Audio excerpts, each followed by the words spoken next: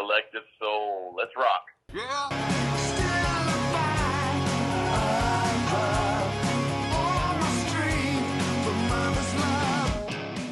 How are things? Good, man. Good.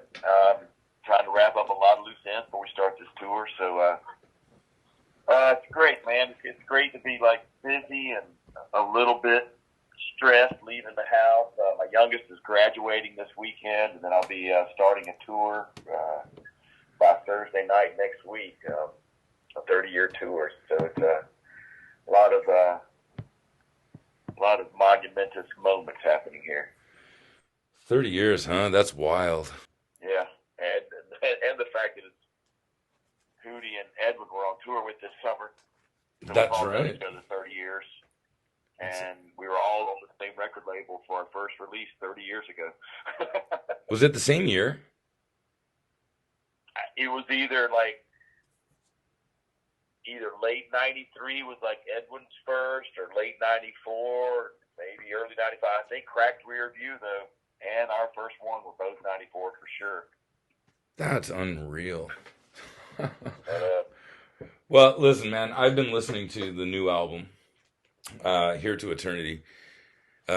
My first question really is, what the hell possessed you guys to make a double album with 20 songs in 2024?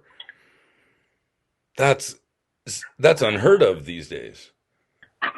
Yeah, I mean, we don't, we've kind of never followed any trends really, but you are correct as far as, we've always been talking about a double album, even going back to the Atlantic years.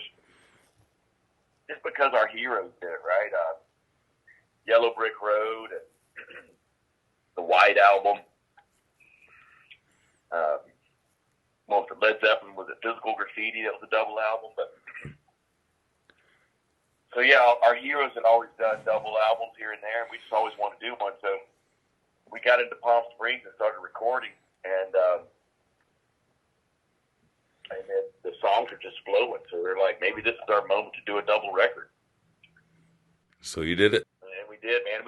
There's a handful of songs. I tell everybody, like the majority were definitely done in Palm Springs, at least 15 of those tunes. And then there was a handful of songs that, you heard Bob Dylan, that was live at the Ryman in Nashville. Right. And No Man's Land was recorded at Ed's house maybe 3 years ago. But it was just a one-off. It was this really good song, and we recorded that at Ed's house. So not everything was done in Palm Springs, but we knew the record. When we started looking at the layout of how many songs we had, we knew it was going to have a nice flow and continuity. And, yeah, man, we're really proud of it. And why not? After 30 years, why not finally do a double record? What the hell, right? There's two things that I'm interested about. Number one is, from the first note of this album, it's Collective Soul. You've got such a distinctive sound since day one. Is this something that you're conscious of, or do you just kind of write and that's what comes out?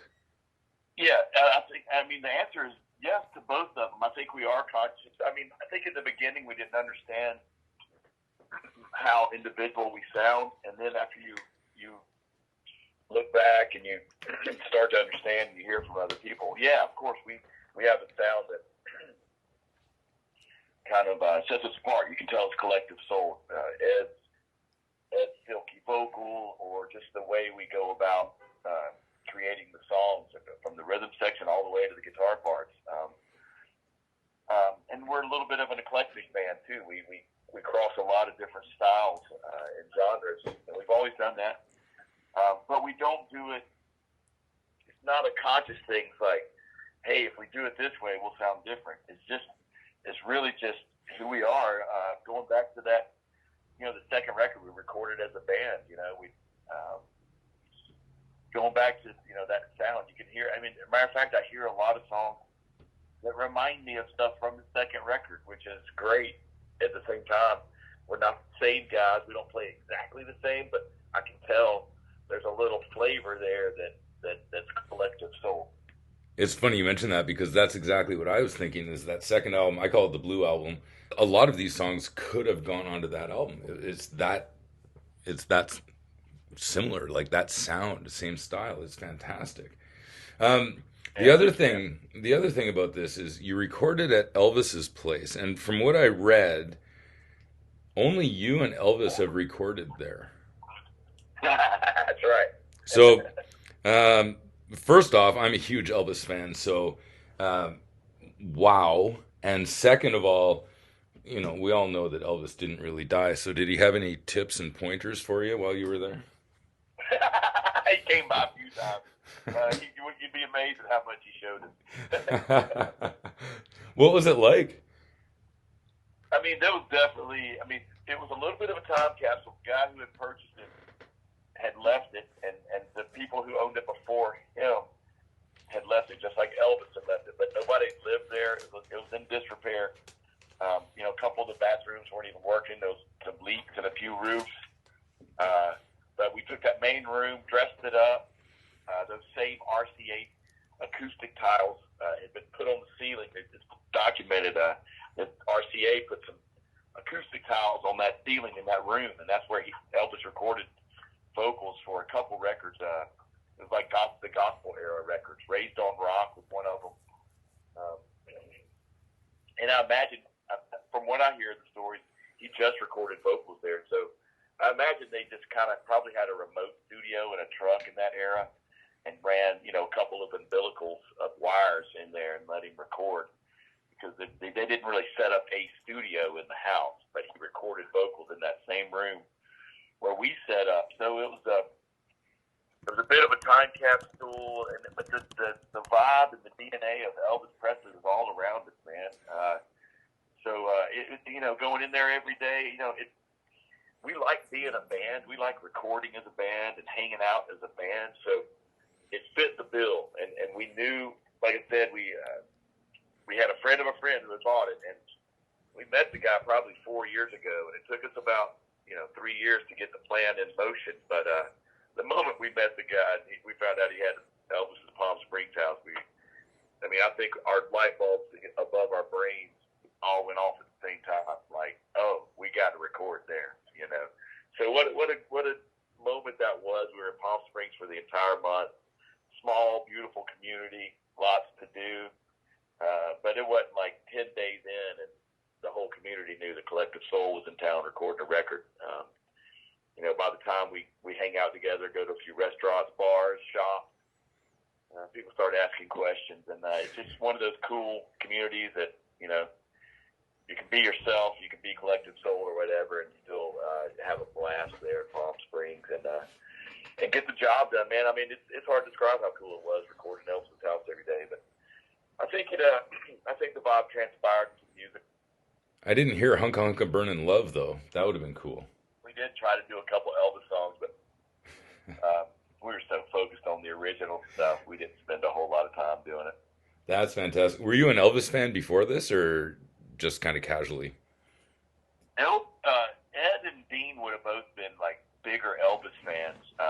Their father was an Elvis fan, so that would have been some rock and roll music that was allowed in their house. I mean, Ed was the oldest, and there wasn't even hardly rock and roll. They were Southern Baptist, so it was a little stricter thing going on there. By the time Dean came around 9 years later after Ed, they had softened up a little bit. But Ed grew up playing those records from some of his earliest days, and then of course we all have an appreciation for Elvis. I mean, dude, what a performer, musician. He's just one of those that God, he's just magic. Everything that comes out of him was magic, and he knew how to play instruments. He's known for his moves and his vocal performances, but the guy was an all-around musician, all-around gifted talent. That's why he's the king. Yeah, man. Something you said while you were talking about recording there, you said you record as a band. Do you mean you record live, or do you you just mean you hang out as everyone's recording? That's another question that's both. Okay. Yeah, the guts of every song have to start out with us playing together. That's how we feel like we know we're finding the right direction. Is when we stumble on just do a few nuanced type vibe type parts, find the parts together. Yeah, we don't do it in pieces. and hanging out together and being together is also part of being a band. You know, a band isn't five individuals that can play instruments. A band is a group of dudes that hang together, or I don't want to be misogynistic, a group of people that hang together, play together, and create together. That's what a band is. So we go on location and we hang together. We stay in the same house, and we wake up and we record more music, and we feel like that's part of what we like to do to get our thing done. Now, I'm not a rock star or anything, but is that rare? I think a lot of bands these days don't do it that way, but I don't think it's that rare. But I do think it's rare for people to I think a lot of bands will find the studio they're going to record at. Sometimes it's in their local town, so they record and they go home. And we try to reduce all those other distractions. So this month of January 2023, we're just going to be a band. You know, we're going to keep track of our other lives. But the main thing we're going to do is be a band. It's not just, let me show up and do my bass part at 3 o'clock today in the studio. It's not like that. Okay. That's interesting.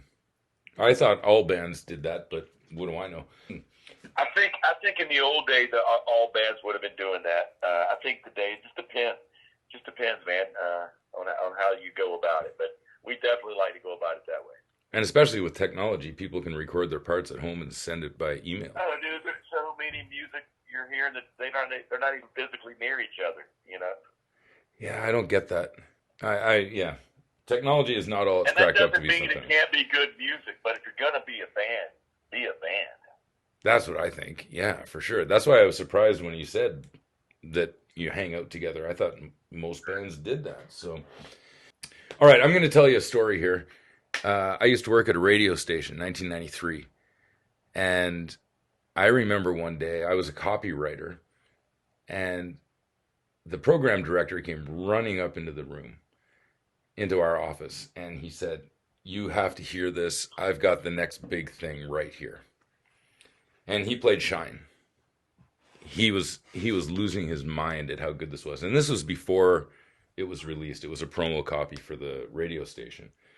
And I don't know how long it took to get up the charts, but within a month, probably everybody knew this song. How did that change you? I mean, obviously it changed your life, but what were you thinking back then when this thing was just taking off? You know, it was like 5 guys who had grown up together and knew each other, and when the song started taking off, and it was the summer of '94, and that song was #1 rock track, right? I think it was like, for us, it was like, okay, now we get to go from our little town in Georgia, and we get to be professionals, and we get to show people how much more we have. It was just a feeling of knowing that we're going to be given a chance. That's really what to me, in that moment, that's what the first breakout of Shine was. It was like, okay, cool. We're going to get an opportunity to do even more. And so that's what that was like in the moment. And of course, when you look back 30 years, you're like, wow, how insane was it that song turned everybody's heads and became what it became. It's insane. But in the moment, it was just like, okay, cool. That song just blew up. That's freaking awesome. Can't wait to show people what this band can really do. So that's what we thought in the moment. And we felt blessed to be able to be the best of friends, traveling the world together and creating music together. Now, by the end of that summer, we were playing in front of 500,000 people in Woodstock. Well, that was my next question. And less than a year before Woodstock, we had just released the independent record, and nobody was playing the song yet. It's wild. And a year later, that's the loudest Woodstock was in '94. Nobody disputes this. On Friday night when we played Shine, that is the collective loudest the crowd was in 1994. Wow. Did you say 500,000? Yeah, the walls broke down on that. So they estimated anywhere from 350. Some people have it up as high as 500,000, but it was a sea of people, a sea of humanity. You don't see the end of it. You could not see the end of it. All right, don't give me the typical rock star answer here, but there's got to be a difference preparing for a show like that than comparing to any other show. Yeah, mentally you're tripping out because there's all these, like, some of my heroes were there. That was the first time I met King's X. And I don't know if you know that band. Oh my God, they're fantastic. Yeah, they're a little bit of a vicious band, but that would have been one of my favorite bands of all time. And I was 23 years old. They were on Atlantic Records also, and I saw them walking with somebody from Atlantic that I knew. And I remember basically almost running. I noticed I was jogging to get close to them because everything was spread out. So I think as far as preparing, it wasn't like, hey, let's prepare musically. It's like, hey, we got our set. We can only do what we do. I think preparing was more just like kind of just partly in shock. We had just gotten helicoptered into this huge festival, and there I am watching King's X side stage. We're about to play two bands after them. All these other bands on Friday night that we got to meet that we still know and still hang out with. A lot of bands that were new, live. Cheryl Crow, Blues Traveler, all these bands are still friends of ours, So it was more just, what the hell, man? Where am I? How big is this? There's not much you can do musically, right? You only do what you do as an artist, right? That's the way we look at it. So it's more just like being in shock and being like, okay, I got to hold this shit together, man, because I'm losing it here.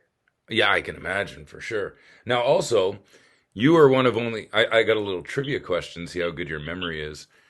You were one of only 5 bands to play 94 and 99 Woodstock. Can you remember the other 4? That's a good question. Was it Jewel? It was not. But there was a woman. She went to a solo woman. Cheryl? Yep, Sheryl Crow. Okay. Who else we got here? Man, I don't know, man. Who's the other? Metallica live, Sheryl Crow, and the Chili Peppers. The Peps, too. And I was going to say live, like I said, because they did play with us on Friday night of 94. Wow. Yeah, man, that's strong, man. Some of these lists were in, I'm just like, pinch myself, man. It's incredible, right? Like, that's a serious who's who. That's amazing. I have a question. I don't know if you would remember this, but I know I've seen you play. And I know it was as an opening band around that time, 94, 95. Did you ever open for Van Halen or Rush up in Canada? I'm trying to remember. You opened for Van Halen. When was that? What 95. tour? Summer 95, man. We had like 35 arenas with them, and included Montreal, Toronto. So that was like the Balance tour, right? It was the Balance tour. Yep, that's where I saw you then. You came to Ottawa as well. Okay, yep. As a matter of fact, I hung out with Michael Anthony in Ottawa. Me and Michael hung out that night. We had a night off in Ottawa. Now that you mentioned it, I remember that. That's crazy. I knew I saw you, but I couldn't find the set list on that website. What you played. We referenced that tour as the tour that changed our lives because of how they treated us and what they taught us. That really changed our trajectory, to be honest with you, that whole tour. And still dear friends with Sammy and Michael. And everything that I own that Edward Van Halen ever gave me is some of the most precious stuff I have. Dude, man, here's the thing that I always say about Eddie Van Halen. Everybody knows what he did guitar-wise. I'm telling you, he's the best rock keyboardist of all time as well. He was pretty good. I mean, it started with I'll Wait, and then by the time you get to like Right Here, Right Now, that piano track on Right Here, Right Now, I mean, that's the best rock keyboardist of rock and roll. I mean, I'm not going to put him in there with Elton John and stuff like that, but rock and roll keyboardist, Eddie Van Halen invented, stuff like, I'll Wait all the way to like Jump, and then he's playing piano, like I said, on the track that always blows you away when you hear it. You notice that Eddie on piano is right here, right now. That's right. Yeah, we call him Uncle Eddie in my family. So that's he changed a lot of people's lives just with his music, and And then with his personality and his friendship, he changed our lives and our trajectory as well. Oh, I'm so glad you said that. Like, I love hearing good stories about Uncle Eddie. You're doing a 30th anniversary tour with Hootie, and I think you're only doing one Canadian show in Toronto. I think it is. It's one in Toronto. Yep. Yeah, that's kind of shitty for me, but whatever. I'm gonna try. I'm Hey, gonna. dude, I just told we'll do something in the fall that's like straight across Canada, and we'll hit all those. We'll hit those secondary markets, man. You probably know how much we love Canada. I don't. Tell me. I mean, it's always been a romantic kind of relationship, man. The first time we went up there, we were embraced by the Canadians like as much as we were embraced anywhere in the world. And I believe at one time when record label people were telling us numbers like per capita numbers, I believe per capita Canada was our most popular country during the 90s run and early 2000s. So yeah, we would have been selling maybe a tenth less, but per capita, Canada was the strongest for Collective Soul. Fantastic. So you are doing a Canadian run after the Hootie tour. I can't say for sure, but I can tell you for sure. So, because I don't want to drive 7 hours to go to a show if you're going to come here a month later. Yeah, and it'll be a headlining tour, but the 60-minute set we're going to riff with Hootie is going to be fun, man. I love Hootie. I tell people if you're coming to the show, don't miss the first note because we're gonna be swinging for 60 minutes, man. It's gonna be a fun. We're cutting all the fat. We're gonna hit people hard with some rock and roll real quick. Nice. Well, it is a Saturday, so I might make it down for it. But on a 30th anniversary tour, I don't know what kind of music you were influenced by, but the last time I saw one of these big, I think it was a 40th tour actually, I saw Judas Priest, and they played one song from every album, at least one song from every album they ever made. Nice. How do you guys do your set list when you're doing, like a 30th anniversary? That's a serious, that's pretty serious stuff. So what do you do? Yeah, and it's not our headlining set either. So most of the tour won't be a headlining set, but man, dude, we're looking at a 60-minute set going, all right, cool. Let's just go out there and be like, it's almost like we're going to be like a hurricane, a little tornado come through. And, don't plan on going to the bathroom or getting a drink for 60 minutes. Hang on a second. This is not your headlining tour? Hootie's headlining. Oh, I misunderstood that one. Okay, so you're doing 60 and Hootie will do an hour and a half type thing. Right. Ah, okay. Still worth it though. Hootie's fantastic. Yeah, they're still a good live band. And they had that one record that really propelled them as far as ticket sales and such, propelled them into a bigger arena than we are. Most musicians or even fans aren't going to leave that show and go, boy, Hootie just blew Collective Soul off the stage. It's not going to happen. Is there? At the same breath, they deserve to be the headliner. They sell more tickets than we do. It's just the bottom line. Is there that kind of I don't want to say rivalry, but almost that thinking that you got to go out there and blow the other band off the stage? Oh no, it's not necessarily blow the band off the stage, but man, your peers will make you step up every time, man. We're the dearest of friends with all these guys, but they're going to bring their A game. We got to bring our A game, and it's art, man. It's not about who's best, or there's no winner and loser, right? So we don't really think about it that way. But when everybody tells us that we blew everybody else off the stage, then we appreciate it. Well, yeah, for sure. I don't know if you know Canadian music that well, but I was talking to the guitar player from the Tragically Hip. Yeah. And he said one tour they had Midnight Oil opening for them. And he said all Midnight Oil wanted to do was make sure no one knew who the Hip was. That was their whole goal. And they told them that. They told them, we just want to be so good that no one knows who you are after this tour. Yeah. So. Yeah, no, we don't look at it like that.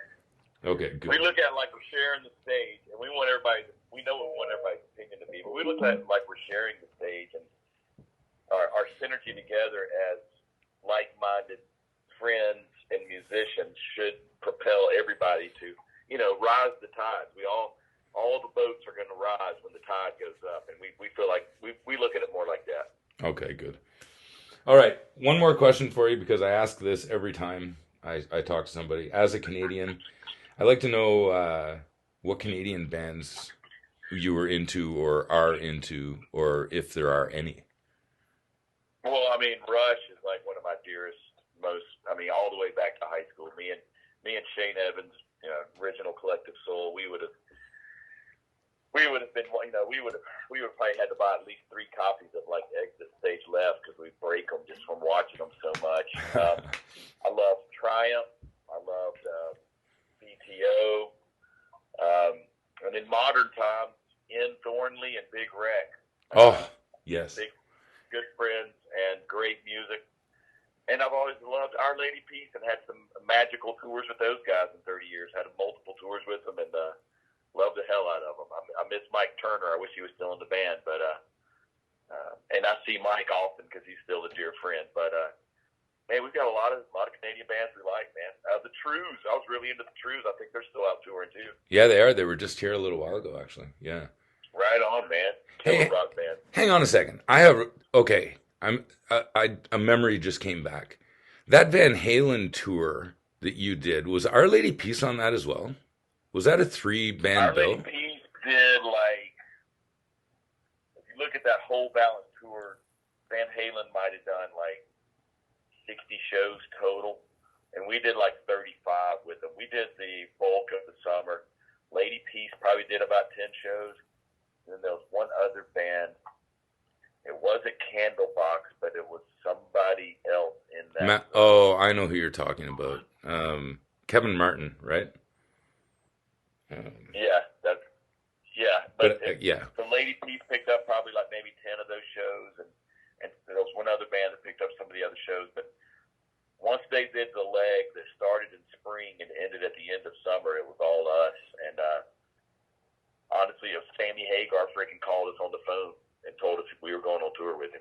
Seriously. Our agent, dumb enough, we had told our agent, look, man, we just did 200-something shows on the first record.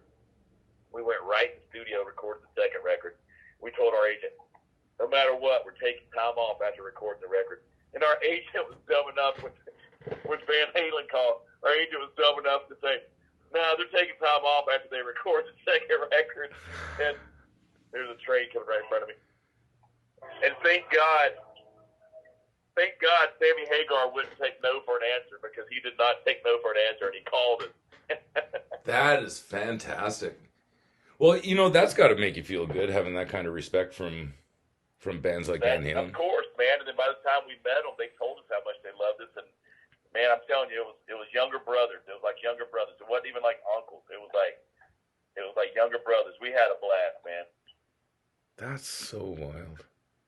You've done it all, man. I mean, really, quite a career. Can you believe it's been 30 years? No, it's hard. It's hard for me to say it. It's really, really tough. But we're excited, man. We feel blessed, and we tell everybody about the live show, man. The live show is a celebration of life right now, man. People have allowed these songs to become the soundtracks of their lives. It frames up their lives and their memories, and we get out there and play live, and we celebrate it all with everybody. So, yeah, that's the way music should be. Absolutely. Well, I'm hoping to get to Toronto to see the show. If not, then hopefully you hit up Canada at some point after that. We will, man. We have to on this record. We have to, because it's just sitting there. We hadn't done a headline tour across Canada since COVID, so we will. Okay, good. And again, congratulations on the album. It's fantastic. Oh, and by the way, Brian Ray played on this album. I love Brian Ray. Yeah, man.